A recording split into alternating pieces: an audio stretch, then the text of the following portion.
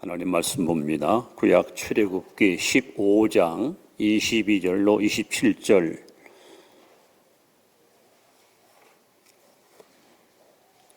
구약 성경 105페이지입니다.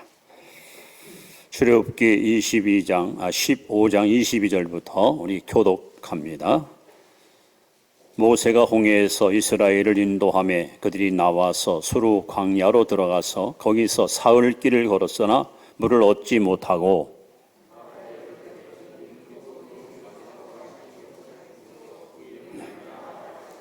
백성이 모세에게 원망하여 이르되 우리가 무엇을 마실까 하매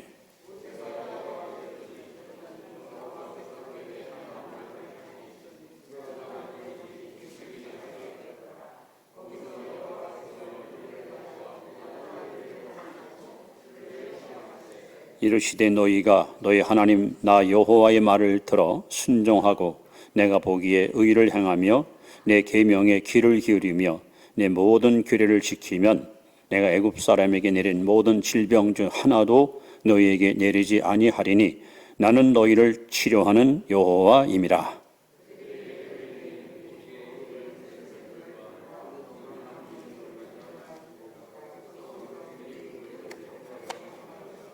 아멘. 27절까지 보았습니다. 함께 예배드려서 행복합니다.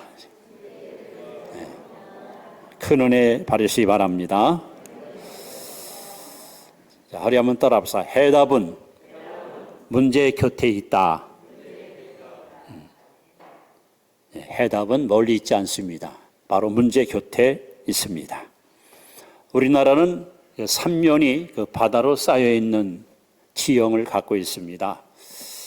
동해와 남해와 서해, 특히 서해 바다를 가보시면 밀물과 썰물과 밀물이 교차하는 것을 우리가 목격하게 됩니다.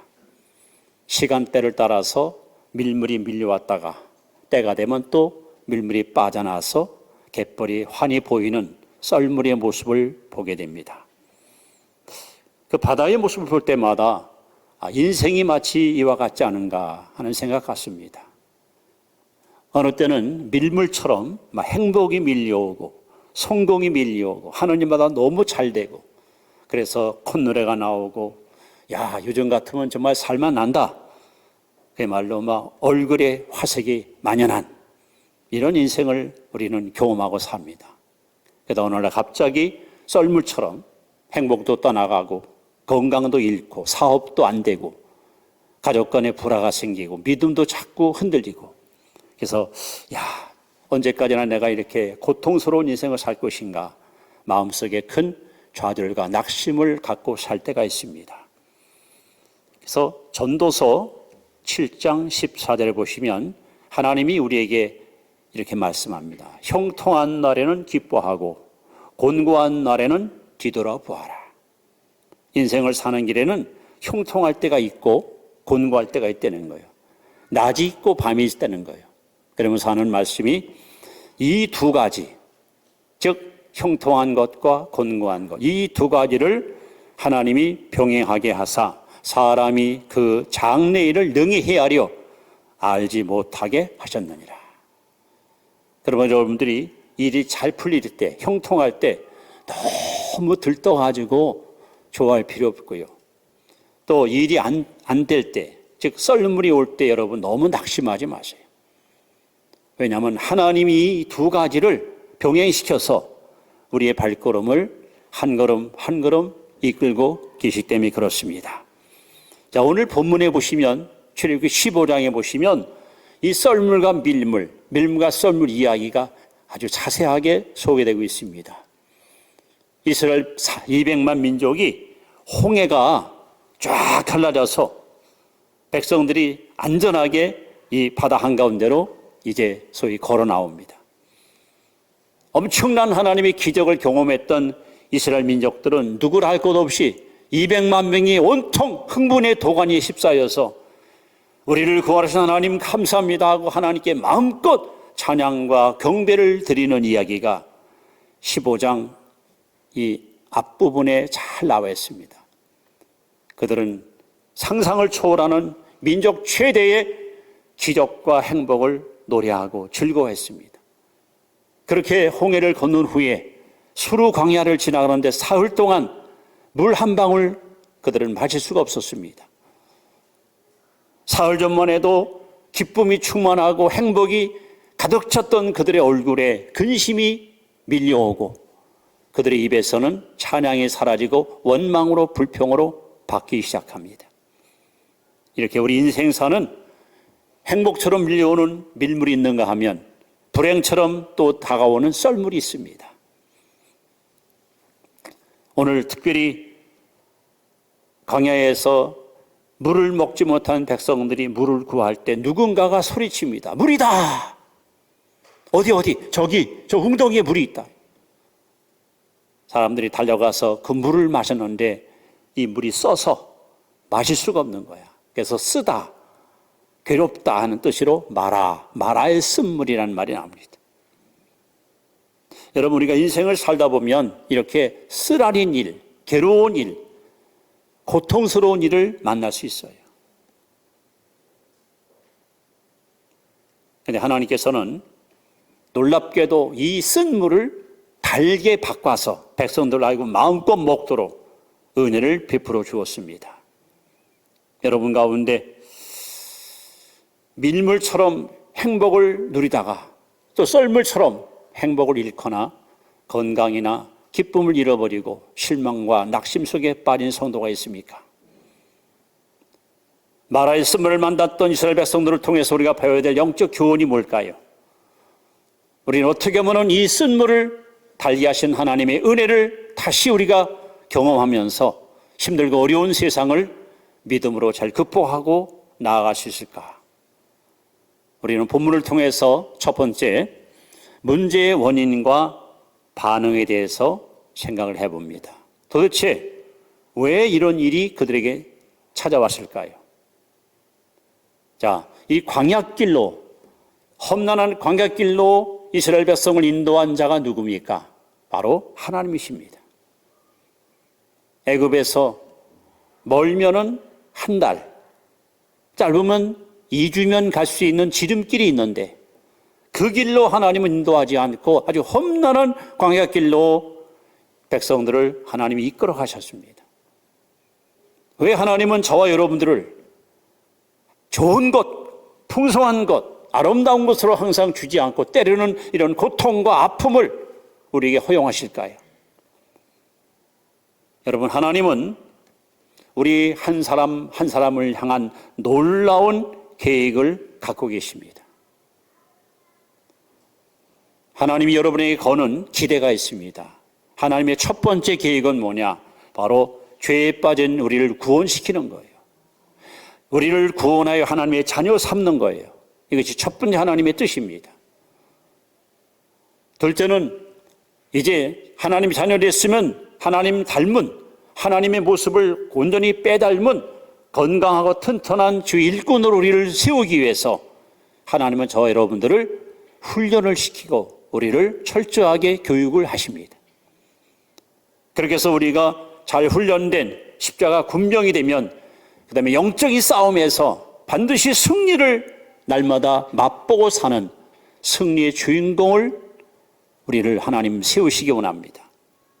그리고 나서 가나안 땅을 기업으로 우리 마음은 천국을 우리에게 상속 주시기 위해서 하나님은 놀라운 계획을 가지고 오늘도 여러분과 저를 한 걸음 한 걸음 인도하고 계십니다. 그래서 오늘 광야에서 마라의 쓴물을 만난 것은 바로 하나님의 시험이었습니다. 25절 하반절에 보시면 여호와께서 그들을 위하여 법도와 율례를 정하시고 그들을 시험하실세. 시험. 마라의 쓴물은 바로 하나님의 시험이었습니다. 그런데 하나님이 왜 사랑하는 당신의 백성들한테 이렇게 쓰라린 아주 고달픈 괴로운 쓴물을 마시게 했을까요? 왜 이런 시험을 왜 하나님이 그들에게 허용했을까요? 뚜렷한 목적의식이 있기 때문에 하나님은 그들을 시험하는 거예요. 이제 출애굽기 15장부터 16장, 17장 쭉 읽어보시면 하나님은 분명한 목적의식을 가지고 당신의 백성들을 소위 테스트하는데 15장에서 하나님은 그들에게 하나님이 어떤 분인가 하는 것을 명백하게 밝히십니다. 바로 26절에 나는 너희를 치료하는 여호와라. 이 마라의 쓴물을 통해서 백성들은 분명한 것을 깨달았습니다. 우리의 쓰라린 상처와 아픔을 치료하는 유일한 치료단은 바로 만민군의 야훼 하나님밖에 없다는 거예요. 여러분 믿으시나요? 하나님만이 우리의 상처를, 하나님만이 우리의 고통과 아픔을 치유할 수가 있습니다. 16장에 넘어가시면 이스라엘 백성들이 날마다 하나님이 만나와 메추라기, 먹을 것을 하나님이 막 부어주십니다. 다시 말하면 우리의 필요한 것을 공급해 주시는 풍성하신 하나님, 그들은 이 하나님을 철저하게 경험합니다. 또 17장에 넘어가시면 아말렉과의 싸움에서 이스라엘 백성들이 승리를 쟁취합니다. 즉 승리를 우리에게 주시는 승리의 하나님. 이렇게 광야길을 가면서 이스라엘 백성들은 테스트를 하는 거예요. 시험을 받아요. 이걸 배우면서 그들이 깨닫는 게 뭐야? 아, 하나님은 치료의 하나님이시다. 하나님 공급한 하나님이시다. 하나님은 승리케 하신 하나님이다. 이걸 하나하나 배우면서 하나님을 더욱 신뢰하고 의지하는 믿음이 그들 가슴 속에 불타오르게 된 것입니다. 그런데 오늘 본문에 보시면 이 시험을 받을 때, 이 테스트할 때에 이 반응이 두 가지가 나옵니다. 백성들의 반응이 다르고 모세의 반응이 달라요. 자, 백성들은 어떤 반응을 보였을까요? 사흘 동안 물이 없어요. 목이 말라요. 힘이 들어요. 괴로워요. 고통스러워요. 그때 그들의 반응은 여기 24절에 이렇게 써 있습니다. 백성들이 모세에게 원망하여 이르되, 원망으로 나온다. 원망. 이거 믿음이 없는 사람들, 아직도 하나님이 누군지를 정확히 모르는 불신앙적인 사람들은 어쩔 수 없이 괴롭고 힘들 때마다 교회 다니면 뭐해? 예수 믿으면 뭐해? 되는 일 하나도 없는데 내가 뭐 때문에 가서 기도해야 돼? 이렇게 하나님께 원망으로 나옵니다. 스스로 믿음 없는 부끄러운 모습을 그들은 드러내고 있는 것이죠. 반면에 모세는 이 고통의 한복판에서 무엇합니까? 25절에 모세가 여호와께 부르짖었더니 너는 내게 부르짖으라. 내가 내게 응답하겠고 내가 알지 못하는 크고한 비밀을 내게 보이리라. 하나님은 분명히 말씀합니다. 내게 부르짖으라. 내가 내게 응답하리라. 여러분은 지금 마라의 쓴물을 마시고 괴롭고 힘든 일이 있을 때 어떤 반응을 보이십니까? 원망입니까? 탓합니까? 나는 잘하려 했는데 누구 때문에 이렇게 됐어 하고 남에게 여러분 전가하십니까? 아니면 하나님께 나와 하나님 이 쓴물을 단물로 바꿔달라고 여러분 기도하는 기도의 사람으로 사셨습니까? 그래서 야고보 1장 2절에 보시면 형제들아 너희가 여러 가지 시험을 만나거든 온전히 기쁘게 여기라. 여기라는 말은 이 시험은 고통스럽고 힘든 거 끝나지 않아 유익하다는 거예요. 대가가 있다는 거예요. 진가가 여기 반면이 있다는 거예요. 그래서 우리가 인생을 살다가 여러분 밀려오는 축복의 밀물 아닌 썰물이 여러분에게 찾아올 때에 우리가 그때 해야 할 우리의 자세가 뭘까? 시편 50편 15절에 환난 날에 나를 부르라. 내가 너를 건지리니 내가 나를 영원롭게 하리로다. 야고보 5장 13절에 너희 중에 고난당하는 자가 있느냐? 저는 기도할 것이요. 여러분 마라의 쓴물은 하나님의 시험이었습니다. 하나님의 테스트였습니다. 백성들의 믿음을 하나님이 떠보는 거예요. 어려움 당할 때 하나님을 찬양하는지, 고통스러울 때 하나님을 신뢰하는지. 그런데 백성들은 원망했고 모세는 기도했고 여러분은 지금 어느 편에 서 있습니까? 이렇게 문제의 원인은 하나님의 시험이었고 그 반응은 이렇게 원망과 기도로 나뉘어졌습니다. 우리가 학교 다닐 때 여러분 종종 그 시험을 치르잖아요. 뭐 중간고사, 뭐 기말고사. 아마 시험 좋아하는 학생들은 거의 없습니다. 그런데 시험을 치르고 나면 여러분 유익한 것이 있습니다. 내가 어느 과목을 잘하는지, 어느 과목이 부족한지를 알게 되죠. 잘하는 것은 자신감을 갖게 되겠지만, 즉 과목이 떨어지는 것은 보완해서 실력을 더 연마해서 또 보충시키는 그런 작업을 하게 되죠. 하나님은 여러분과 저에게 유익을 주기 위해서 생산적이고 건설적인 시험을 주시는 거예요. 자, 이제 두 번째 우리는 하나님의 그 해결책. 하나님은 과연 우리가 쓴물을 마시고 괴롭고 힘들 때에 모세와 같이 기도하면 어떤 방법으로 우리에게 응답 주시고 해결의 열쇠를 쥐어줄까요? 자, 보십시오. 200만 명이 한 마음으로 원망합니다. 왜 우리를 광야로 몰아내서 사흘 동안 물을 못 마시고 목말라 죽게 하는고. 원망의 소리가 천지를 진동합니다. 그런데 하나님은 그 많은 무리의 원망의 소리는 딱 귀를 막으셨어요. 그리고 오직 한 사람, 하나님께 기도하는 모세의 기도에 귀를 기울였습니다. 사랑하는 성도 여러분, 지금 이 코로나 때문에 온 세상에 난리를 떨고 있습니다. 수많은 사람들이 아우성합니다. 그러나 하나님은 수백만 수천만의 아우성 소리가 아니라 하나님께 엎드려 무릎 꿇고 기도하는 기도의 사람의 소리에 귀를 기울이십니다. 그래서 하나님께서 모세에게 놀라운 방법을 제시합니다. 25절에 보시면 부르짖었더니 여호와께서 그에게 한 나무를 가리키시니, 마라의 쓴물 웅덩이 옆에 있는 나무를 가리킵니다. 그래서 그가 물에 던지니 물이 달게 되었더라. 여러분, 해답은 문제 곁에 있어요. 멀리 있지 않아요. 쓴 물을 달게 하기 위해서 다른 방법을 시도하지 않았습니다. 바로 우물가에 있는 나무 한 가지를 잘라서 그 나무 가지를 물에 던졌더니 그 물이 달게 돼서 백성들이 그 물을 흠뻑 마실 수가 있었습니다. 하나님은 지금도 이런 방법으로 여러분과 저의 고통을 해결해 주시고 쓰라린 인생의 길을 여러분 축복으로 바꿔주시는 하나님이십니다. 자, 여기서 우리는 중요한 단어가 하나 생각납니다. 한 나무, 한 그루의 나무가 여기 등장합니다.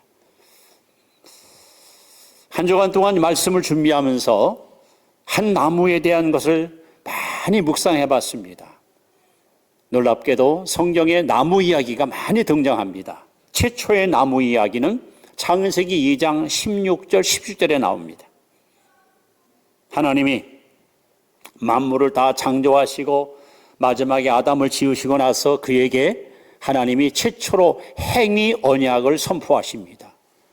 하나님이 아담에게 말씀합니다. 동산 각종 모든 실과 열매는 내가 임의로 먹되 동산 중앙에 있는 나무의 열매는, 여기 나무가 나와요. 즉 선악과 나무의 열매는 먹지 말아라. 먹는 낙에는 정령 죽으리라. 자, 최초로 나무 이야기 나옵니다. 근데 놀랍게도 에덴 동산에는 선악과도 있었지만 생명과도 있었습니다. 근데 안타깝게도 아담 하와는 마귀의 게임에 빠져서 생명나무가 아니라 선악과를 따먹었습니다. 그야말로 타락했습니다. 범죄했습니다. 불순종했습니다. 그랬더니 이번에 두 번째 나무가 등장합니다. 창세기 3장 7절. 범죄한 아담이 부끄럽고 창피하고 수치스러우니까 무화과 나무 이파리를 떼서 자기 부끄러움을 가리는 거예요. 죄 짓기 전에는 벌거벗었지만 부끄러움을 몰랐어요. 너무 깨끗하고 순결하니까. 근데 죄를 짓자마자 자신의 부끄러움을 알게 됐고 그 부끄러움을 감추기 위해서 또 하나의 나무가 희생을 당하는데 바로 무화과 나무 이파리를 그의 치부를 가린 거예요. 그러면 뭐합니까? 햇빛이 나오면 다 말라서 이파리가 다 사라지는데. 그리고 세월이 지납니다. 하나님은 또 하나의 나무를 말씀하십니다. 신명기 21장 22절 23절 한번 여러분 같이 읽어보십시다. 시작. 사람이 만일 죽을 죄를 범함으로 내가 그를 죽여 나무 위에 달거든 그 시체를 나무 위에 밤새도록 두지 말고 그날에 장사하여 내 하나님 여호와께서 내게 기업으로 주시는 땅을 더럽히지 말라. 나무 위에 달린 자는 하나님께 저주를 받았습니다. 제가 1975년도에 8월 달에 제가 섬기던 서울교회에서 저녁 9시에 기도하다가 이 신명 21장 23절을 읽다가 밤새도록 제가 통곡을 했습니다. 밤새도록 울었습니다. 나무에 달린 자마다 하나님께 저주를 받았다. 그러면서 그때 부른 찬양이 기억이 납니다. 예수님 나를 위해 죽으셨네. 왜 날 사랑하나? 왜 날 사랑하나? 왜 날 사랑하나? 밤새 울었습니다. 여러분, 예수님 오시기 1500년 전 모세가 신명 21장 23절에 나무에 달린 자는 하나님께 저주받았느니라. 여러분, 십자가는 하나님의 계획이었습니다. 십자가는 하나님의 작품이었습니다. 타락한 아담의 후손인 온 인을 구원하기 위해서 하나님은 당신의 아들을 십자가에 매달아 죽이기로 작정하시고 바로 한 나무를 예비해 놓으셨습니다. 그리고 그 나무에 베드로전서 2장 24절에 이렇게 기록합니다. 친히 나무에 달리사. 여러분, 예수님은 누가 시켜서가 아니에요. 빌라도가 야 저자를 십자가 못 박아라 아니에요. 친히 스스로 자원하여 나무에 달리사 그 몸으로 우리 죄를 담당하셨으니 여러분과 저의 죄를 주님이 깨끗하게 씻어주기 위해서 예수님은 스스로 자원하여 십자가에 매달려 죽으신 겁니다. 모세가 한 나무가지를 잘라서 쓴물 속에 집어넣었더니 그 쓴물이 달게 변한 것처럼 죄로 말미암아 지옥불 빠질 수밖에 없는 옥저 창생수만한 여러분과 저 인생을 살리기 위해서 하나님은 십자가에 그 아들을 못 박게 하사 우리 죄값을 다 청산하시고 누구든지 예수 믿기만 하면 죄로부터 자유를 얻고 해방을 얻고 하나님의 자녀가 되는 그야말로 쓴물이 아니라 단물이 되는 놀라운 구원의 문을 활짝 열어주셨습니다. 그래서 한 나무를 성경을 묵상하다가 이런 엄청난 진리가 있구나. 왜 하필이면 예수님은 한 나무, 즉 십자가에 왜 매달렸을까요? 도대체 그의 죽음이 우리에게 어떤 의미가 있을까요? 여러분, 예수님의 십자가 죽음은 네 가지 중요한 의미가 있습니다. 첫 번째, 그분의 죽음은 대속적 죽음입니다. 대속, 다시 말하면 대신 죽은 거예요.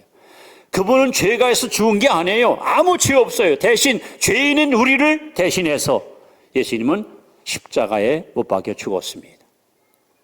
두 번째, 그분의 죽음은 구속적 죽음입니다. 구속. 여러분, 우리는 안타깝게도 죄의 종이었습니다. 여러분, 사람들이 왜 죄를 집니까?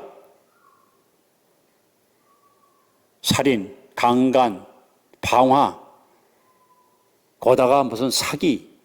왜 사람들은 죄 짓고 살까요? 성경은 분명히 말합니다. 죄를 범하는 사람은 죄의 종이라. 다시 말하면 그 마음속에 죄가 왕노릇하는 거예요. 그 죄가 그 사람을 지배하고 있어요. 그 생각을 지배하고 입술을 지배하고 마음을 지배하고, 그러니까 죄가 이끄는 대로 사람들은 끌려가는 거예요. 죄에 노예된 저와 여러분들을 자유케 하는, 해방시키는 것, 이것이 바로 구속적 죽음입니다. 예수님이 십자가에서 다 이루었다 할 때, 이 다 이루었다는 건 이제 너희들이 죄값을 내다 갚았다. 세 번째, 예수님의 십자가 죽음은 하나님의 공의, 하나님의 의를 만족시킨 죽음입니다. 여러분, 성경을 보시면 하나님은 노아 시대에 온 인류, 다시 말하면 방주에 들어간 8사람을 빼놓고 다 심판했어요. 홍수 심판. 소돔 고모라 성 다 불로 태워 죽였습니다. 하나님은 절대 죄를 용납하지 않았어요. 선민 이스라엘 백성들이 우상을 숭배할 때 하나님은 그들을 본토에도 다 쫓아버렸어요. 나라를 잃어버리고 이방인의 포로 아래에서 70년 동안 얼마나 고통스러운 세월을 살았습니까? 이제 하나님께서는 더 이상 여러분과 저를 향해서 진노하지 않고 당신의 모든 저주와 모든 진노를 당신의 아들에게다 쏟아부은 거예요. 그래서 예수님이 십자가 위에서 피를 토하면서 절규한 소리가 나의 하나님, 나의 하나님 어찌하여 나를 버리셨나이까? 이것이 바로 하나님의 의를 만족시킨 거예요. 이제 하나님은 더 이상 인류를 향해서 분노하지 않아요. 어떤 죄인이라도 십자가 피고로 믿고 주께 나오면 내 죄가 아니라 당신 아들의 피를 보시고 우리를 받아주시는 분이 하나님이십니다. 십자가의 죽음은 네 번째로 화목적 죽음입니다. 이제 하나님과 인간 사이에 죄땀이 허물어지고 하나님과 화해하고 하나님과 일치하는 놀라운 화평의 제물로 주님은 십자가에 죽은 거예요. 모세가 나무가지를 쓴물에 집어던졌더니 달게 바뀐 것처럼 십자가가 바로 여러분 우리 인생의 해답입니다. 그 십자가에 우리의 죄가 죽고 우리의 거짓과 우리의 추함과 부끄러움이 다 거기 여러분 십자가에다 못 박혔습니다. 더 이상 우리의 죄를 가지고 누가 와서 정죄할 수가 없습니다. 그 아들 예수의 피가 우리의 죄를 다 담당하기 때문에.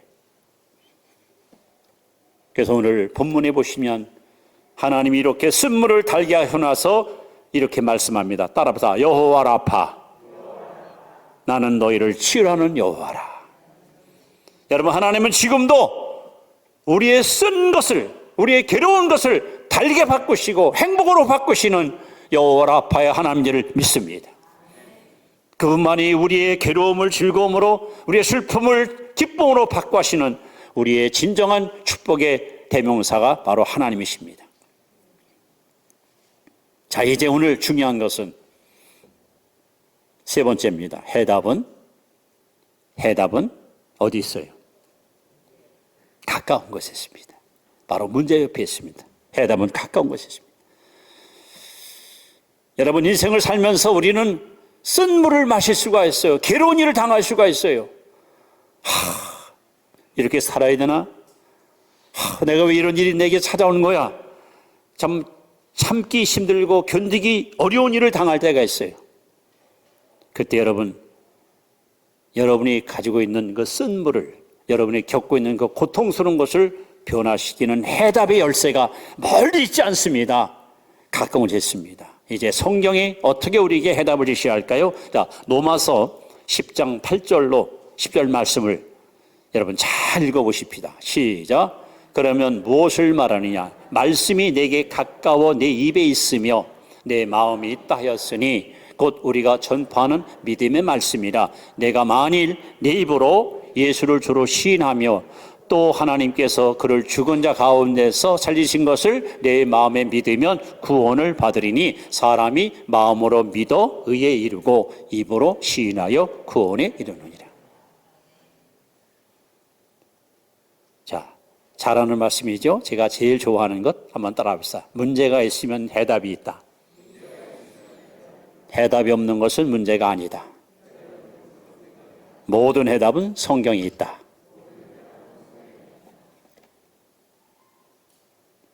백성들이 지금 쓴물을 마시고 막 구토를 합니다. 여기저기서 막 구역질하면서 막 비명을 지릅니다. 마실 수가 없어. 괴로워, 힘들어.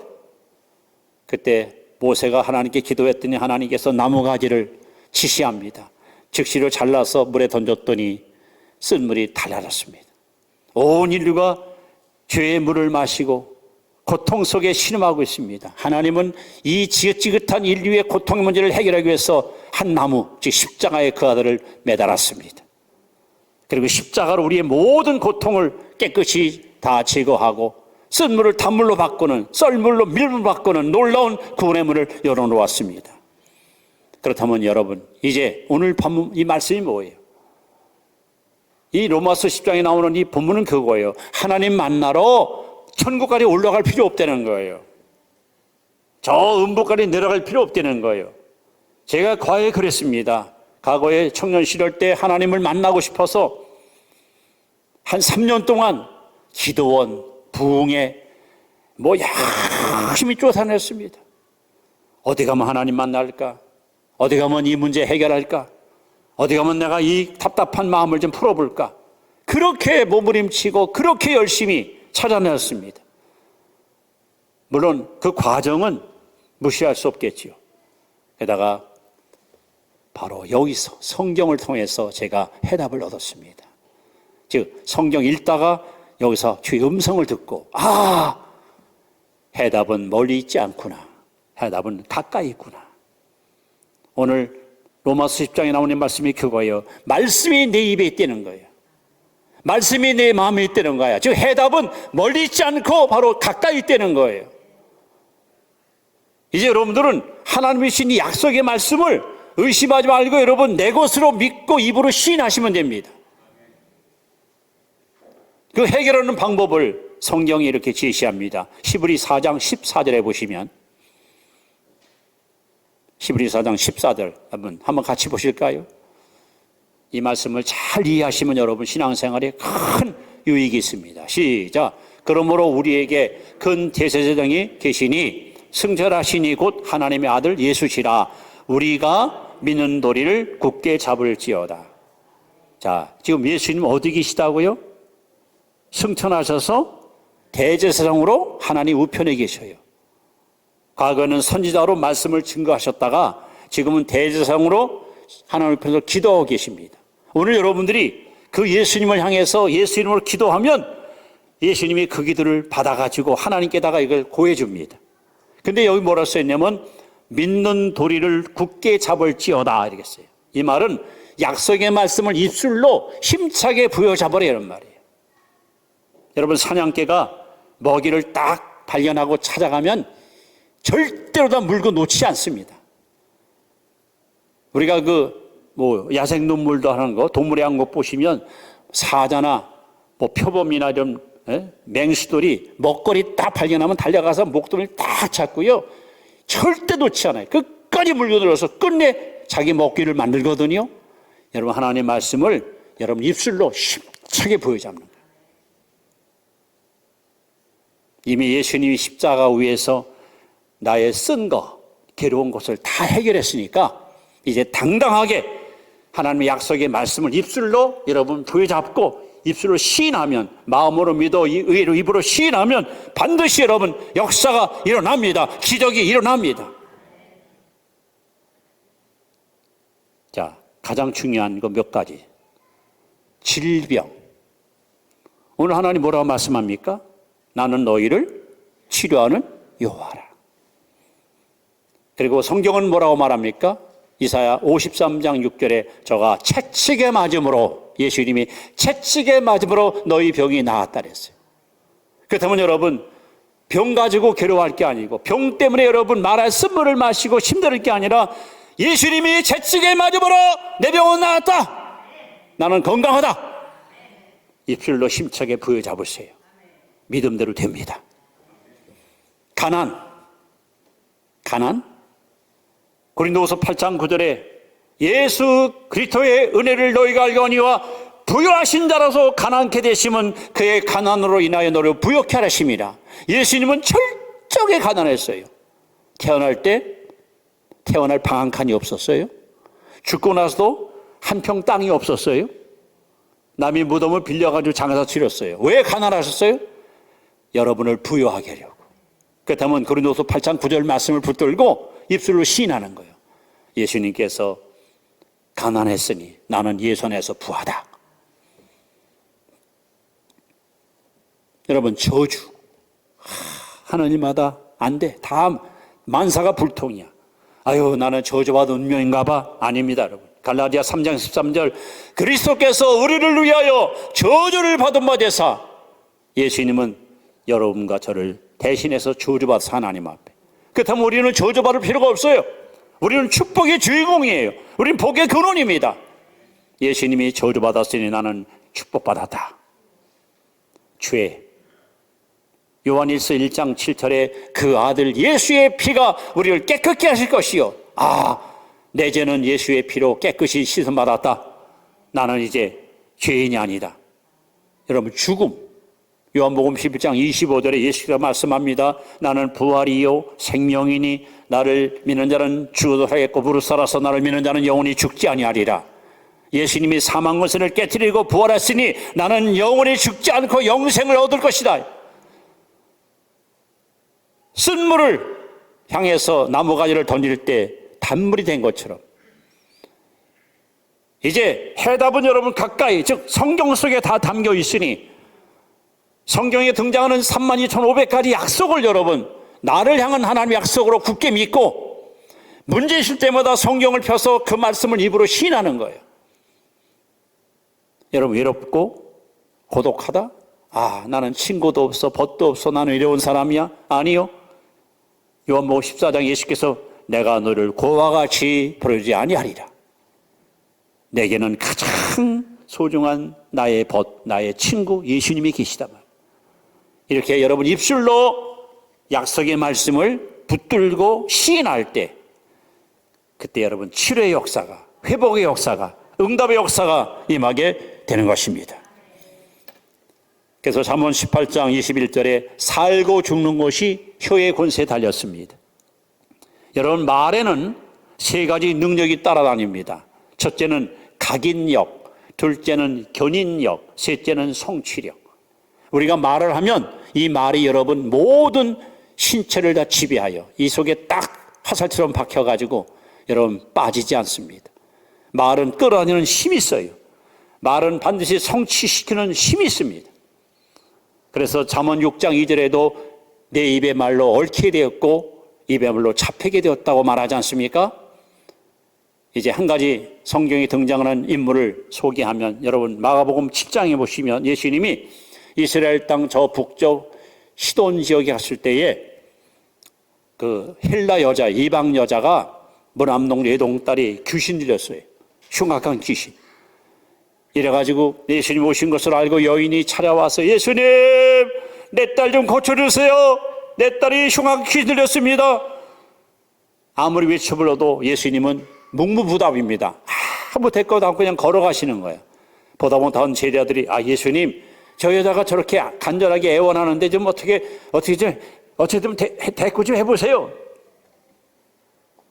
나는 이스라엘 잃어버린 양에는 보냄받지 않았다. 저 여자는 이방 사람이니까 관계없다. 이 여자는 계속 예수님 우리 딸이 귀신 들렸습니다. 좀 살려주세요. 이번에 예수님께서 하시는 말씀이 자녀의 떡을 개들에게 주는 합당치 않다요. 여러분 이게 얼마나 모욕적인 발언입니까? 이 이방 여자를 보고 예수님이 개만도 못하다는 거예요. 그때 여자가 뭐라고 말합니까? 옳습니다 주님. 그러나 개들도 주인의 상에 떨어지는 부스럭을 먹습니다. 성경 뭐라 써있습니까? 가라 내가 이 말을 하였으니 내 딸이 나았느니라. 집에 와봤더니 딸내미가 깨끗이 나은 거예요. 여러분 여기서 중요한 것은 내가 이 말을 하였으니. 그래서 유대인들은요 인생을 살다가 문제를 만나면 산이 막혔다, 산이 가로막았다 그렇게 표현해요. 산으로. 예수님이 마가복음 11장 23절에 이 산을 들어 바다에 던지오라 하며 그 말하는 것이 이를 줄 믿고 마음이 의심치 아니하면 그대로 되리라 그랬어요. 여러분 뭘 갖고 지금 힘들어 하십니까? 무슨 쓴물을 마시고 여러분 괴로워하십니까? 여러분의 문제, 괴로운 문제, 힘든 문제, 고통스러운 문제 여러분 하나님께 가져 나와서 예수님이 십자가를 통해서 질병도 치료했고 죄도 해결했고 가난도 저주도 다 가져갔으니 나는 예수 안에서 건강합니다. 구원받았습니다. 희망이 있습니다. 승리합니다. 행복합니다. 믿는 도리를 굳게 잡고 입으로 시인하십시오. 주님은 여러분에게 반드시 응답하십니다. 내 믿음대로 될지어다. 내 소원대로 되리라. 성도 여러분, 오늘 본문을 보시면 마라의 쓴물을 마신 곳에서 꼭 10km 지점에 엘림이라는 오아시스를 만납니다. 왜 하나님 이렇게 멋진 광경을 성경에 소개합니까? 지금 우리의 삶이 어둡고 힘들고 괴로워도 조금만 견디시면 사막의 오아시스가 기다립니다. 조금만 참고 있으면 행복의 햇살이 찬란히 빛납니다. 여러분, 반드시 밀물은 옵니다. 썰물만 바라보고 왜 집안에 행복도 없고 집안에 우환만 있을까? 아니요. 반드시 밀물은 옵니다. 이 하나님을 신뢰하십시오. 우리 하나님은 지금도 여러분의 소원을 만족하게 이루어 주실 것입니다. 기도드립니다.